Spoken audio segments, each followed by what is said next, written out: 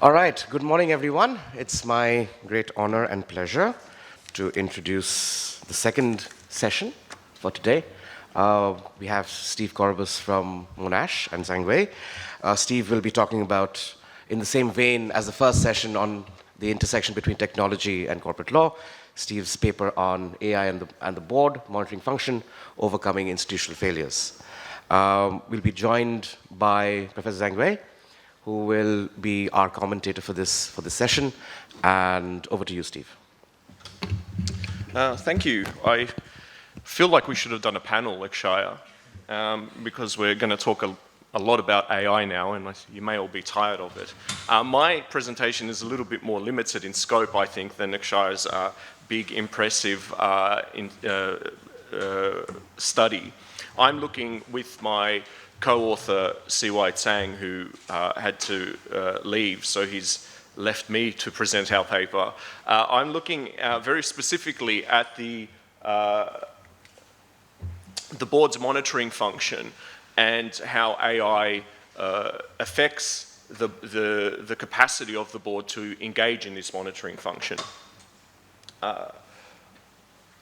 ECGI has done a lot of the work for me in explaining the AI, so I'm not going to repeat too much of that stuff so that you're not all very bored. The basic thing here that we're going to explore is how the human-centric governance framework for the board's monitoring function operates, and in particular, how there have been institutional failures that have hindered the board's capacity to act as a monitor.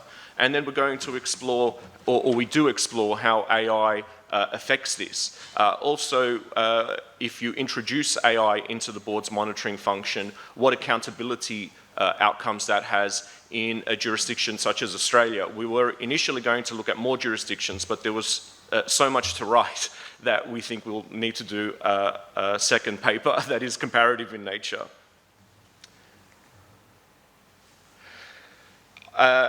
This room is very familiar with what the board does.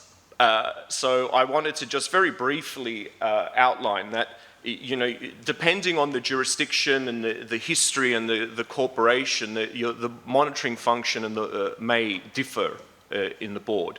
However, you'll see generally there is some reference to corporate strategy, monitoring managerial performance, ensuring adequate return for shareholders while avoiding conflicts and managing different demands on the company, exercising independent judgment, overseeing risk management, which ECGI was talking about in her presentation, and ensuring that the company complies with, it seems, ever greater number of regulatory requirements and laws. And you can see this statement lists from the OECD principles, competition, labor, human rights, and I think you can just keep on adding as we progress in time.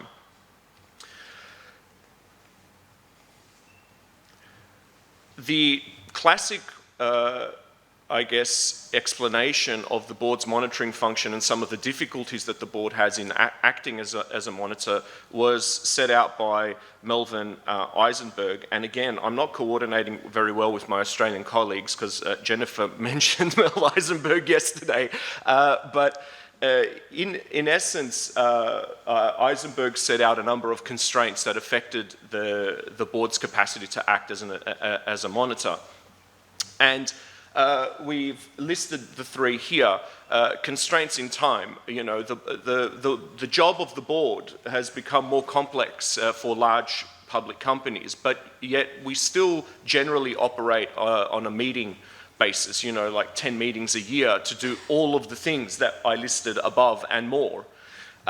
This, in some jurisdictions, is even more complicated by the fact that directors sit on multiple boards, this concept of overboarding. So it's just becoming a busier and more complex task. Eisenberg also talked about constraints in information.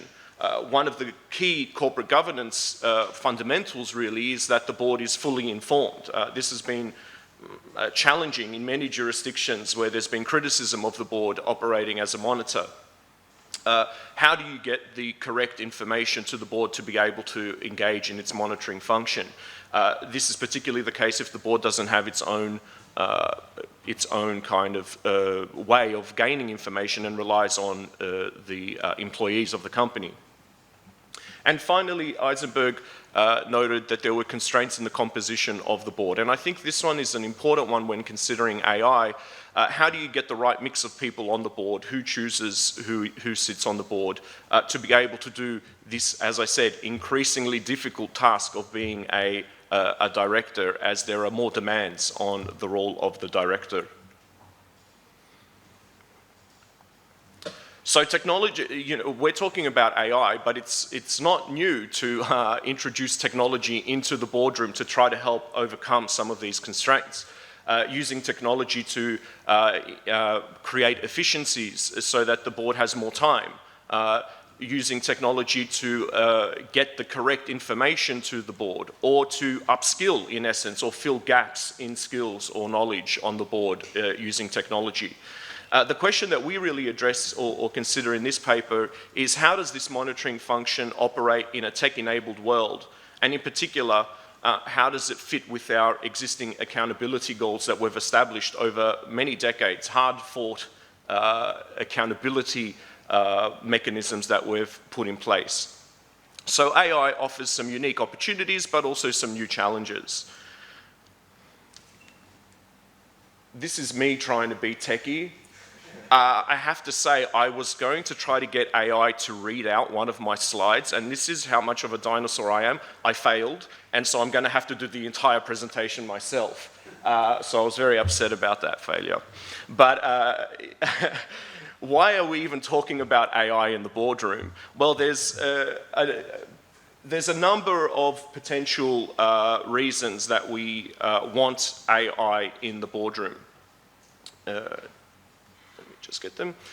We look at the work of Locke and Bird, two Australian scholars who explore how AI is being used in the boardroom. And they give us a progression of AI as it's used in the boardroom. First, they say you can automate routine tasks, develop a meeting schedule using AI, fairly non-controversial. Second, you can have the use of AI to provide cognitive insights, data analysis to support human-based decisions. And third, you can have what they call cognitive engagement, whereby the AI system interacts with humans in real time, and to people like me, the most scary element of AI. So AI can facilitate boardroom decision-making, and it can be thought to assist in mitigating at least some of the institutional failures or constraints that Eisenberg talked about. You can use AI to help save time, provide more useful information to the board, and to fill those gaps in skills and knowledge potentially.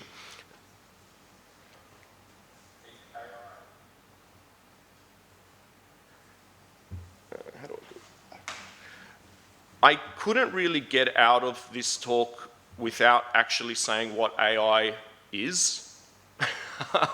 So it's taken me a little while to read some of the AI literature and actually understand exactly what they mean by AI.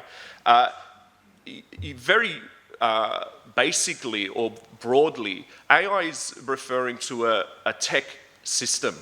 So you see the literature and the regulatory instruments really emphasize the fact that this is a technological system, and the EU AI Act provides that. And really, what you're looking at is the creation of this technological system that allows for some form of autonomy and for the ability of the system to infer from inputs that it receives and to infer and to come up with new ideas from that information that it has received. And there are three kind of categories that I could find of AI. The first is large language models or machine learning. And I'm not very good at the tech speak, but from what I could see, this was using data and putting it into the system so that the AI can kind of mimic the way that humans learn. And the key way that it does, that this operates, is it classifies information. The next stage, kind of almost building upon that, is the generative AI, which I think most of us have probably heard a little bit more about. People always talk about generative AI. And this is where you have algorithms that generate new outputs based on the data they've been trained on. So it can create new data, images. You know, if you're like me and you are on Instagram, you kind of see AI is now creating new weird videos about things. That's the generative AI working. So the difference between these two is classifying data in the large language models definition, and the generative AI is generating new data. The final one is the agentic AI. This is less dealt with explicitly in the regulatory instruments and more in the literature, because I think this is still developing somewhat. This is the ability of the system to interact independently with the world. So it's an enabling system, meaning that the system can plan its actions, it can use online tools to complete tasks, it can collaborate with other agents and people and learn to improve its performance. So the way that I thought about this is, if you're planning to attend the amazing 2026 ACLF in Malaysia, you might get a virtual assistant to plan your entire trip. It can get onto the internet, it can book your hotels, although we'll provide good suggestions so the AI won't have to do too much work there. But it will be able, in essence, to operate on its own and plan your entire trip. Again, that's kind of horrifying to me, but some people like that. This all sounds great, I guess, but why are we writing a paper? Here you can see the OECD, again, is looking at different approaches to AI regulation and identified a number of risks.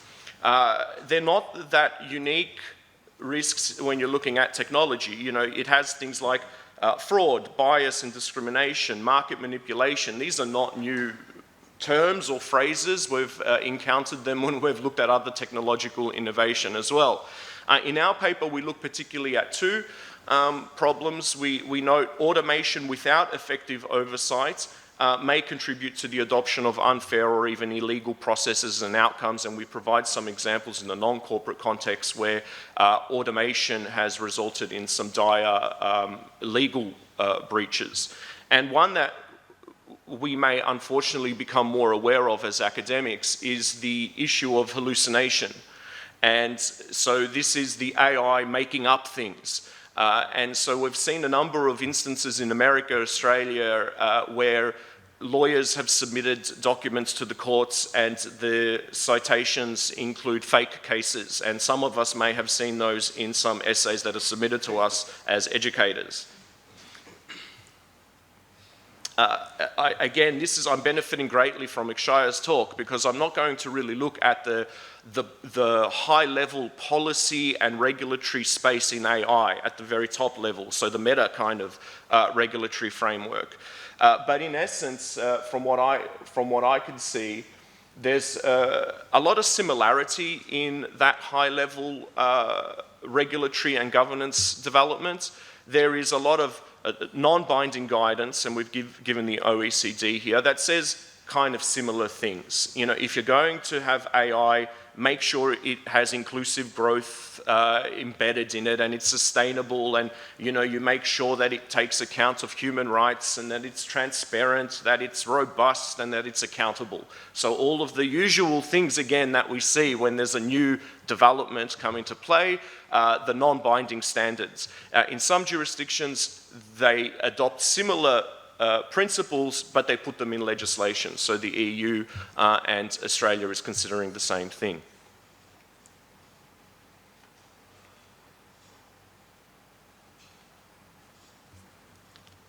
So in order to save time, I want to get to really what we thought was the interesting aspect of the paper, the corporate law aspect.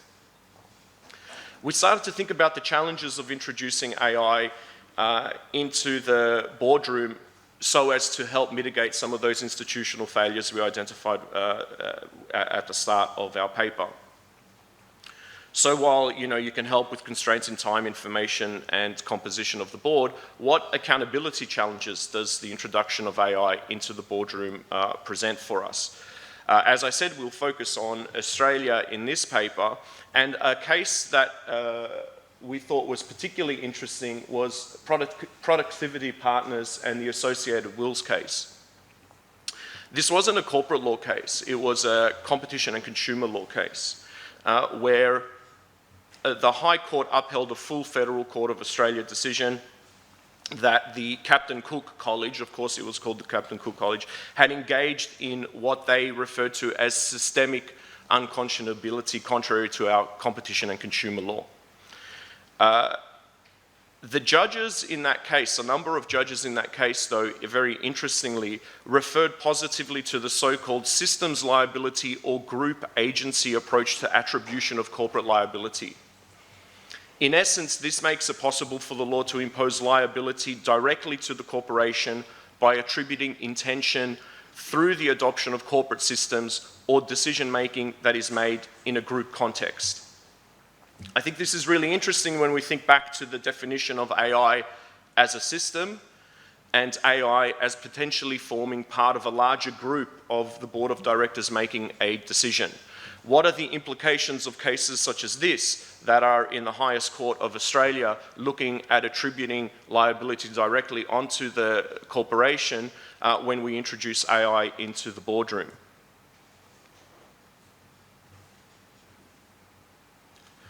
The reasoning adopted in the case is very interesting. We think that Productivity Partners helps us answer some of the questions about how the accountability challenges that may arise in introducing AI into the boardroom. So while the court found the corporation itself liable, it also found that the chief executive officer was liable as an accessory.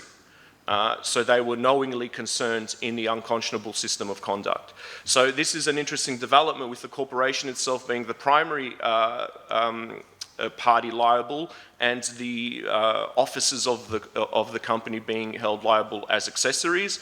However, that's not the end of the story, we don't think, in Australia, because there have been a number of court cases recently where it has been held that a director's duty of care may extend to safeguarding a corporation's interests, or the director's duties may be breached where a director's actions have helped to facilitate a breach of law by the corporation.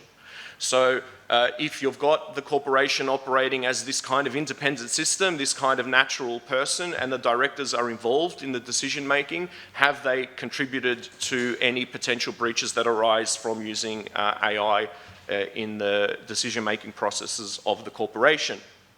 And so for us in Australia, that means that while you may have some advantages of introducing AI into the boardroom to help address constraints in time, information, and composition, every board member still has the basic duty to know and inquire about the fundamentals of the corporation.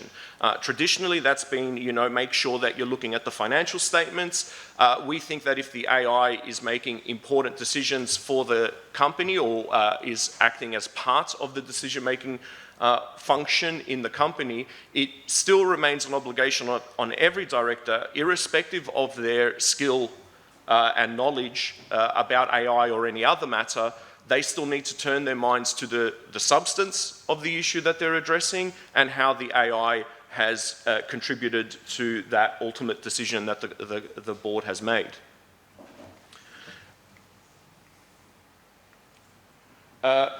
CY is great with this kind of stuff. So this is CY's little graph of what we might think about in terms of how AI can be considered in the corporate governance and corporate law space. I wouldn't even know how to do that. So all credit to him. There's been a couple of approaches that have been considered, and I think Akshaya and some of the other questions touched on this, to address these issues of AI in the boardroom. First of all, appoint AI expert directors, and second, committees, AI committees. That is fine from a practical perspective. You can have AI, people with AI expertise, but as we said, the accountability framework in Australia doesn't mean that you have that AI expert or that director and then all the other directors just get to coast on their, on the AI expert's information. You still have to deal with the substance of the issue that the board is dealing with. So we think that adding these additional elements to the board can provide temporary, partial, but likely insufficient solution to the challenge. And we suggest, and we take from the AI literature, the human-in-the-loop concept. But we say that it needs to be, and again, this, CY is great at this stuff. We need the human-in-the-loop the right way. And this means that we need to, in corporate governance, place a real premium on auditability and explainability of the AI itself being used. That means that any director on a board has to be able to question how the AI operates and the decisions coming out from that AI. And second, and to wrap up here, we need the right human in the loop. And this is the challenging aspect. How do you ensure the right people are overseeing decisions that come from where the AI is somehow involved? And we think that it doesn't really change so much. You have to have the expertise in the substance of the outcome of the decision where the AI has been involved. We kind of tack on to the end of our suggestion some kind of expansion of the individual accountability regimes that are being developed in a number of jurisdictions, Australia, UK, I think Singapore has something similar, in the financial sector, where you have a mapping exercise. So people that are responsible for different decisions in the corporation. And we think that this could be extended to apply, or you can have explicit reference in this mapping exercise to decisions that have an AI element to them. But we're probably still developing that part. I've probably gone over time, so I'll stop. Sorry. All right, thank you very much for that, Steve. I think we still do have enough time. Over to you, Professor Zhang Wei. Thank you very much. I think this is a very well-written paper, although it's still in its early draft, I know. It's important, timely, and inspiring. I really like the way they just write the paper. It's very clear, very coherent. I mean, roughly speaking, it's, first, I would say very concisely, but precisely summarized. First, the shift of the power of balance within, the corporate governance structure, and of course, laid out all those sort of, other constraints discussed in the traditional sort of board governance situation. And then it turned to the definition and introduction of something which to me is pretty much like a myth, like the AI governance. So this part, I really liked it. And in particular, it's introduced the various types of AI and what exactly AI governance means. I really like this type of way of writing, which gives us a clear definition of what we're talking about. Right? So I mean, I find it's very helpful to me, and I actually learn a lot from especially that part of the paper. And then, of course, I think the most important part and contribution of the paper, is the discussion about the benefits and costs of using the usage of AI in a corporate governance process. I actually have a few questions or comments.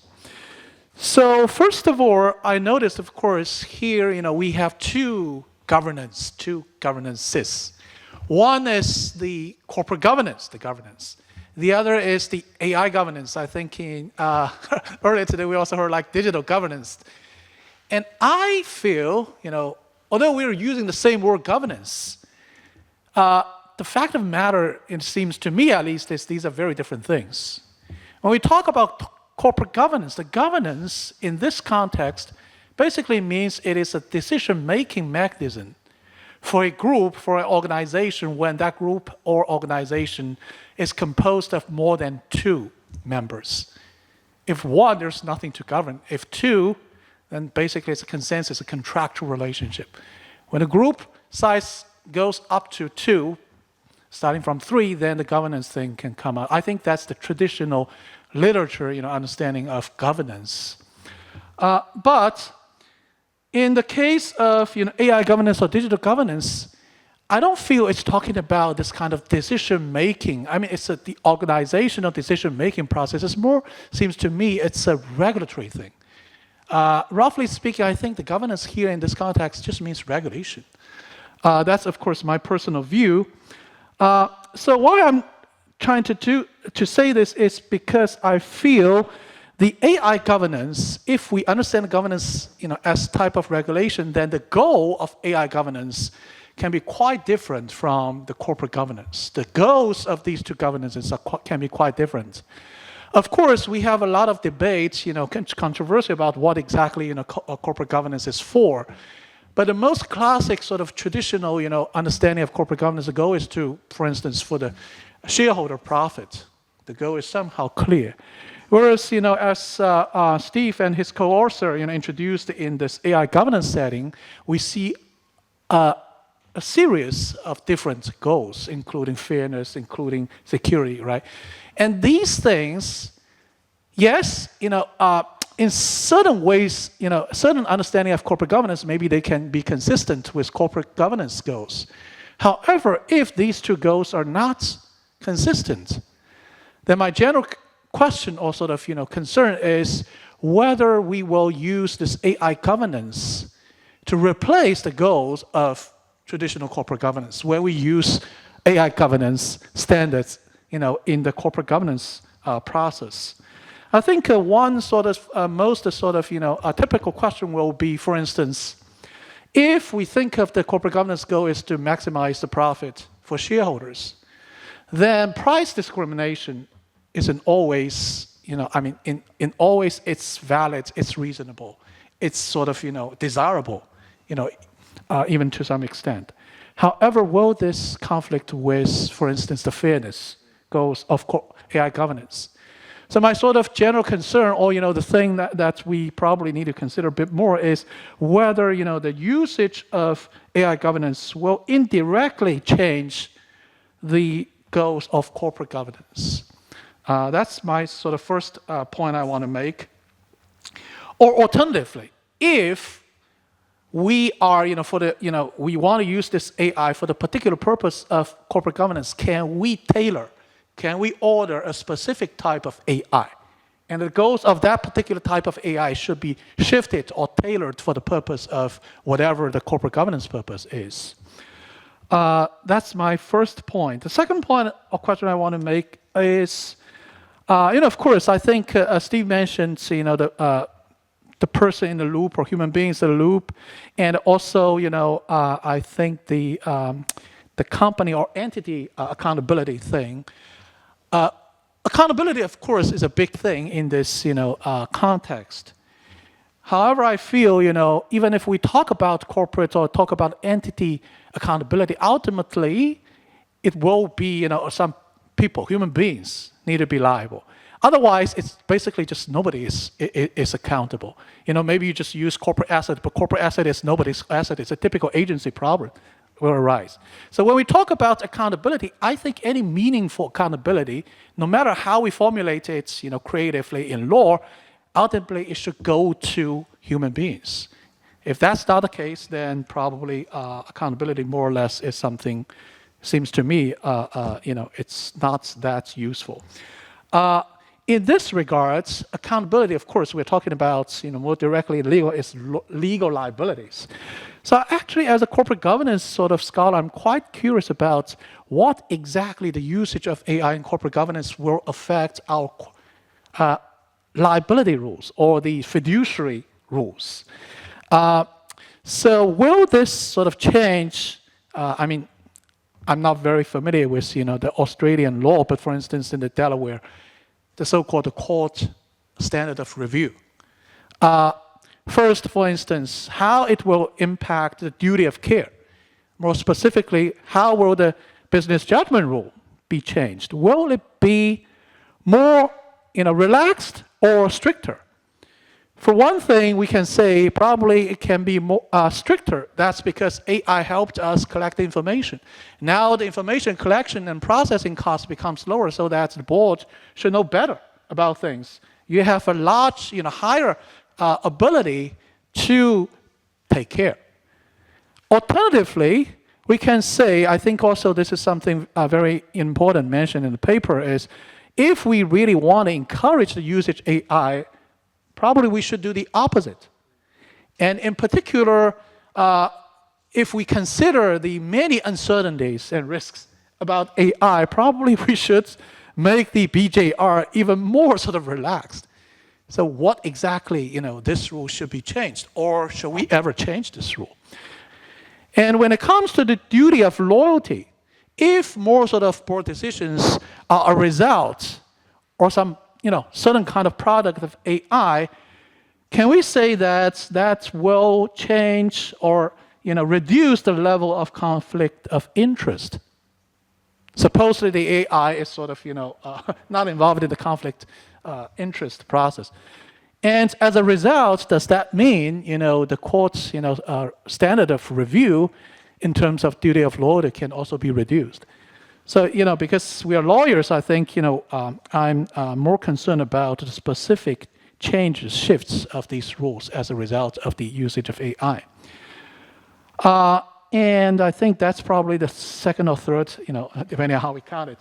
And then the next point I want to make is, because I think Steve's paper specifically talked about the monitoring issues, the board monitoring.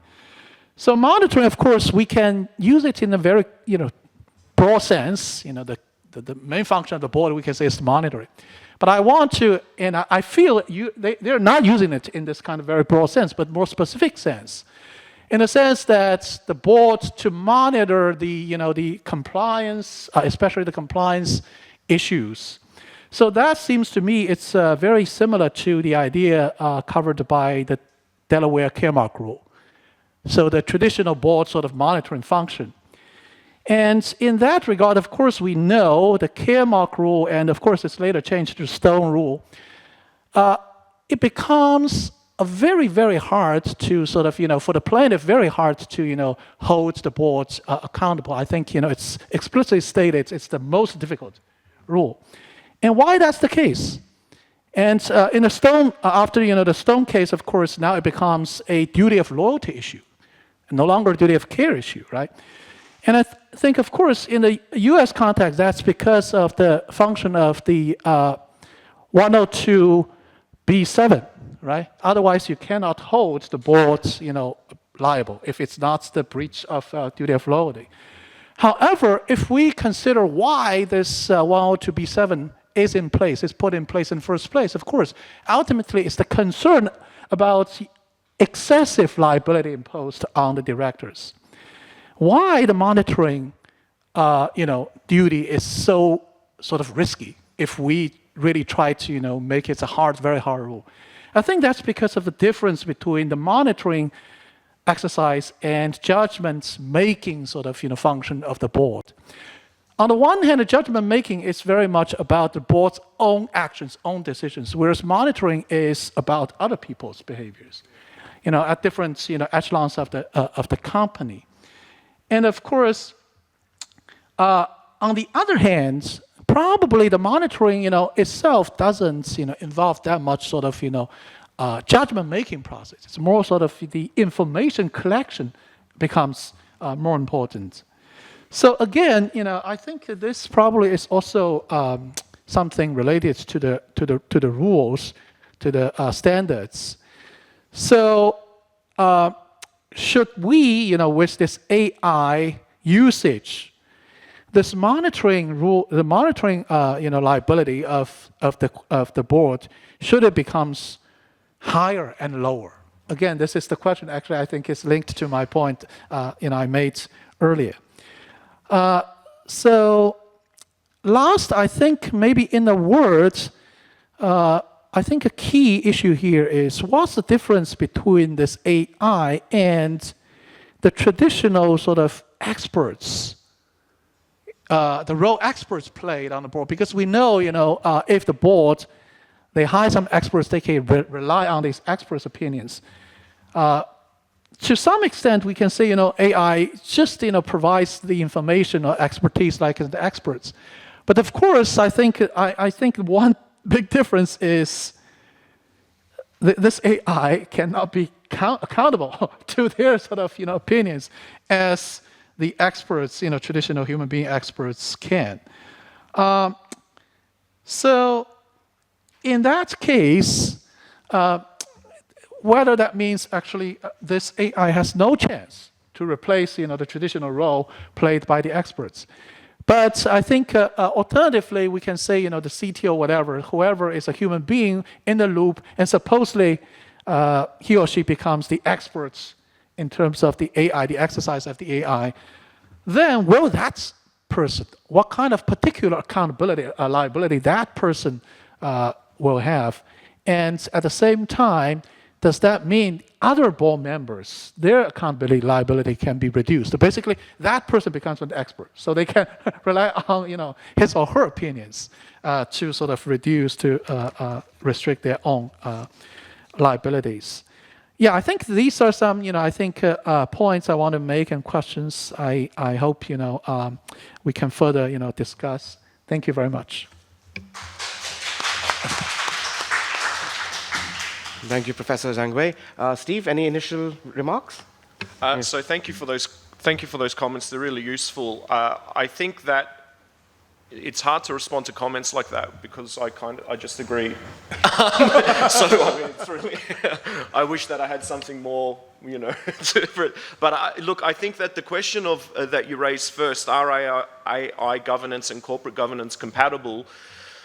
I think that it depends on how you define corporate governance. I think that AI governance, in a sense, is pursuing or more compatible with the broader definition of corporate governance, which does look to incorporate things such as fairness. And so if you look at all of the corporate governance principles around the world, they usually have similar kind of things as what you might see in the AI corporate governance provisions, with some differences, of course. So, but I take your point that there needs to be some kind of reconciliation there.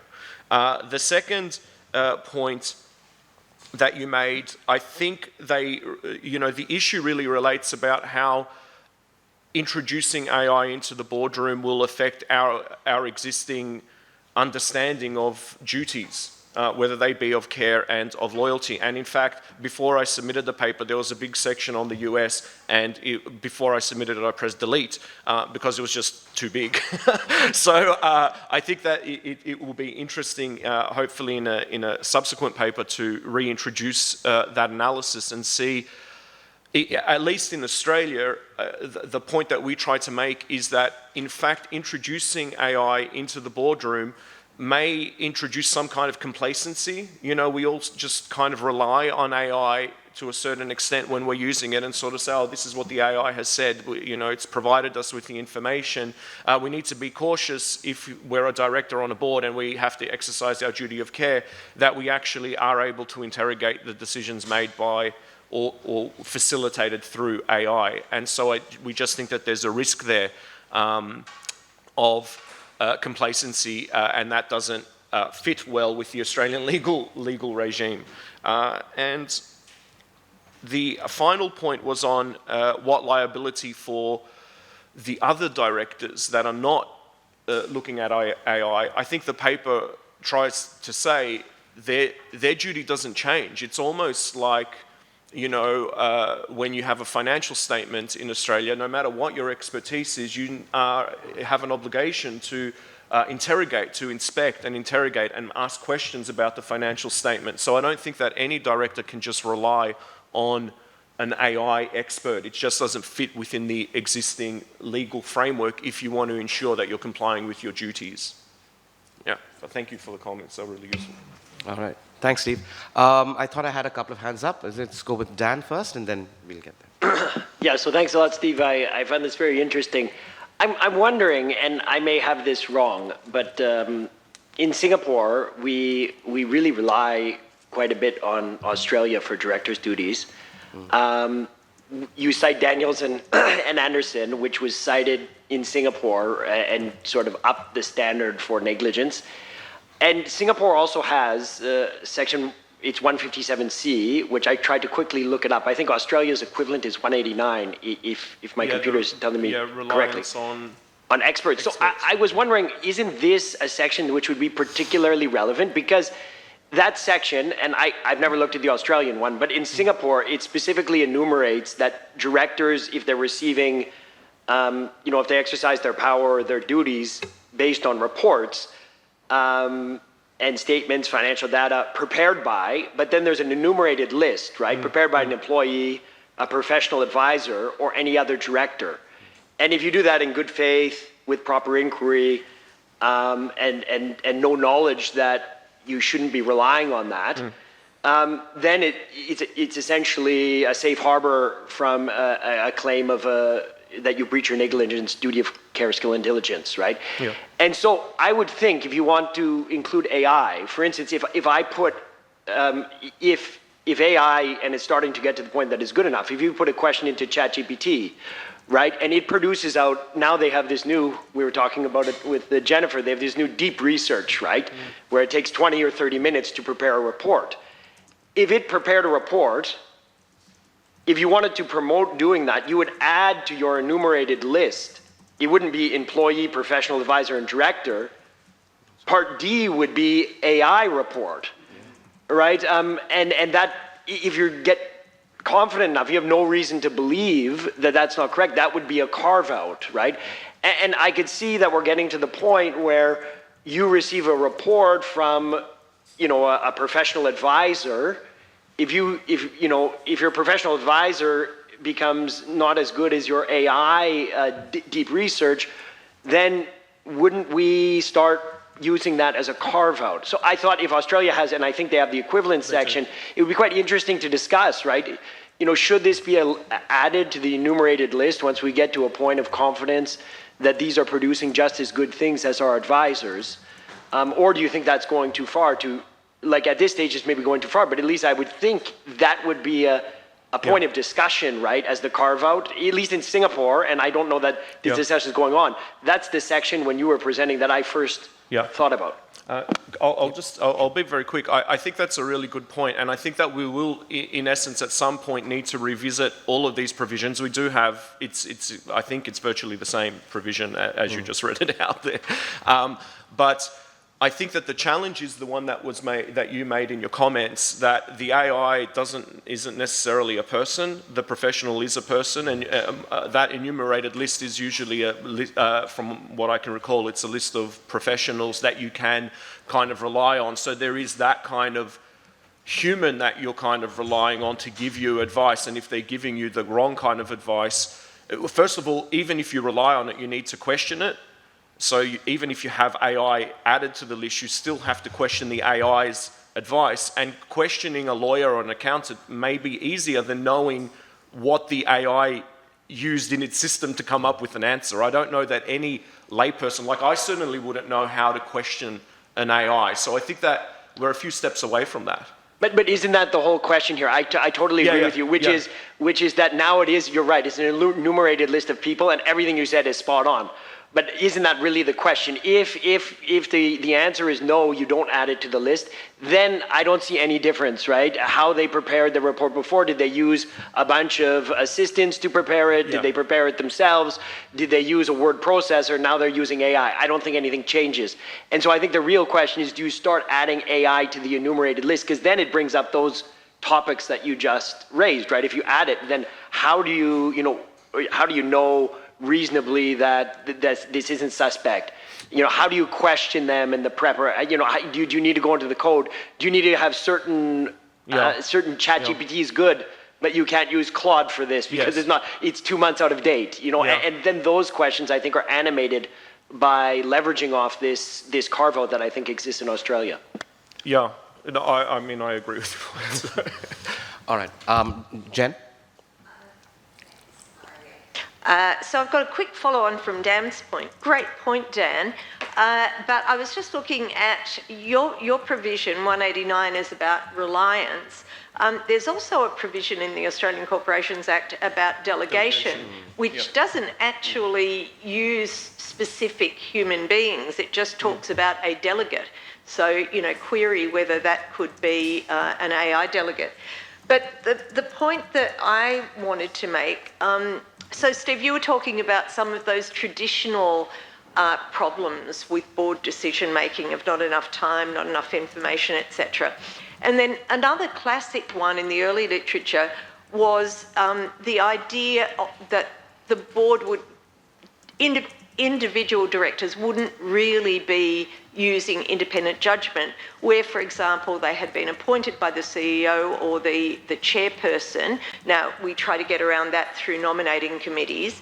But then there's also psychological research that says that people tend to be loyal to the board, tend to have conformity of approach and ideas.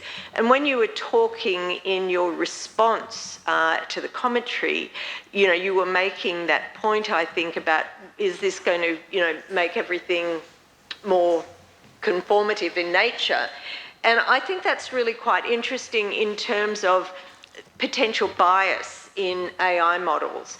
And so, we talk about hallucination, etc. But I find it pretty interesting, this potential bias.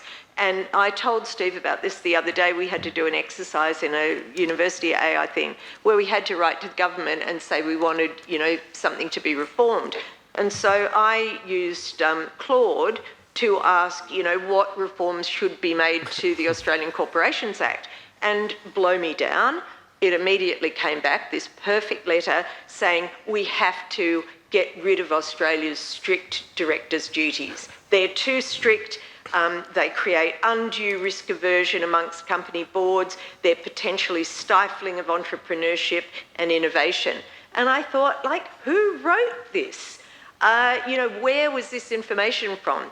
Not some people think that Australia's higher standard of breach of directors' duties or duty of care than Delaware is a very fine thing in terms of accountability. However, there's an alternative viewpoint, just straight to the alternative viewpoint.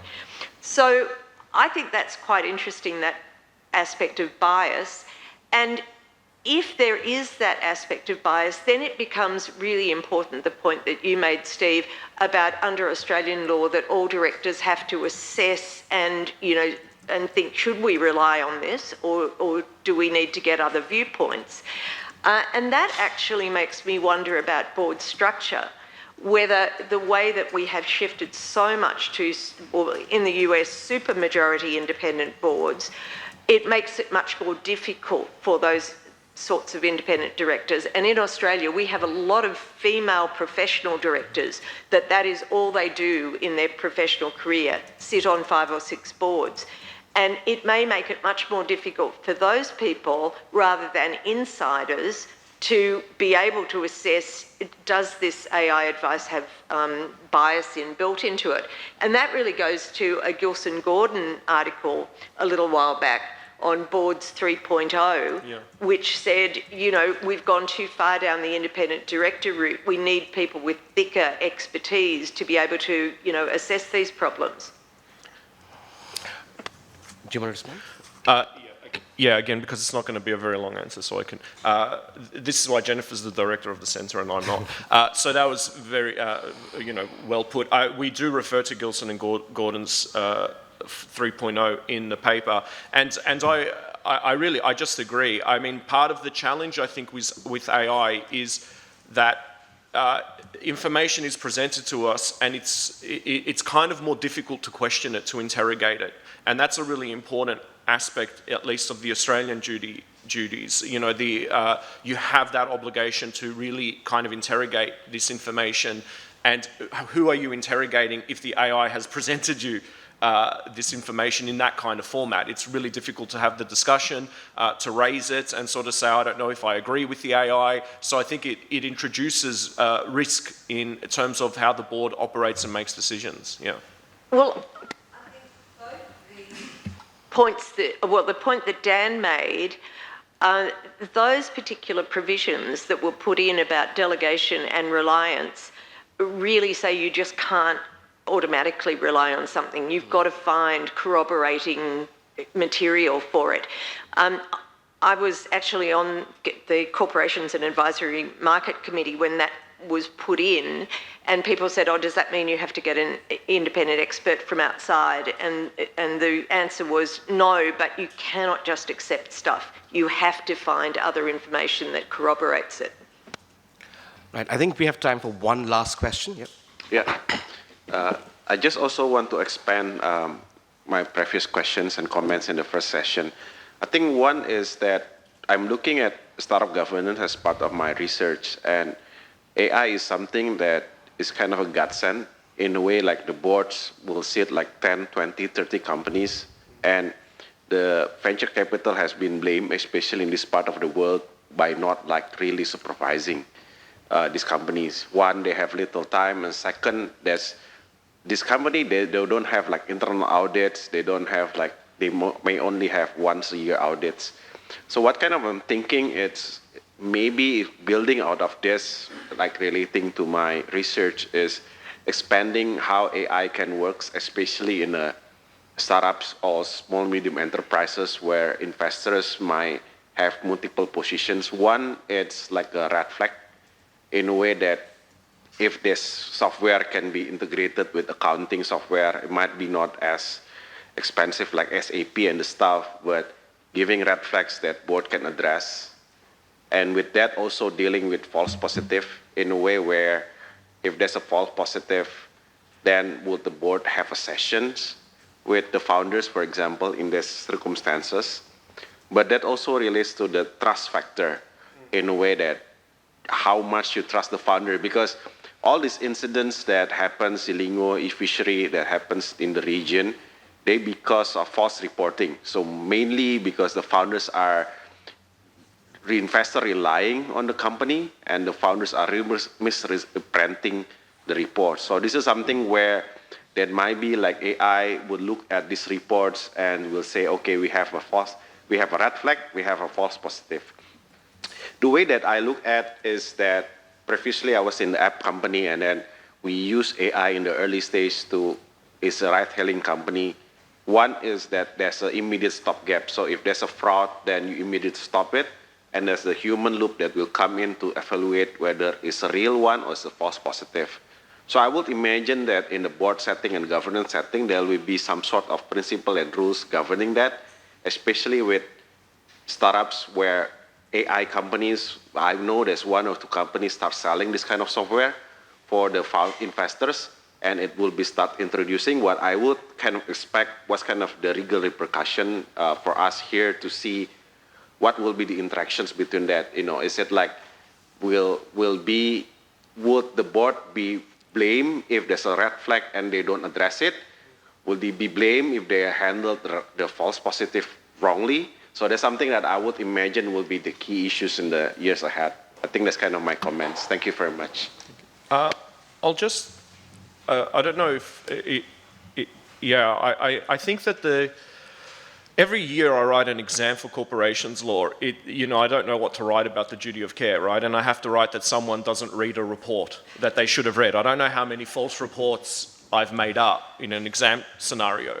So I envisage the scenario that you're presenting is something similar. It's rather than not reading, I don't know, a report on how to expand your business, it's whether the AI that has alerted you to some kind of issue, whether you paid adequate attention to it. So I would envisage that it would be a similar kind of consideration, at least under the Australian regime that I'm more familiar with, that you already have now. So I mean, I will take your point and add it to my exam bank questions now. It will be AI giving the false reports. So yeah, I think that's a very good point.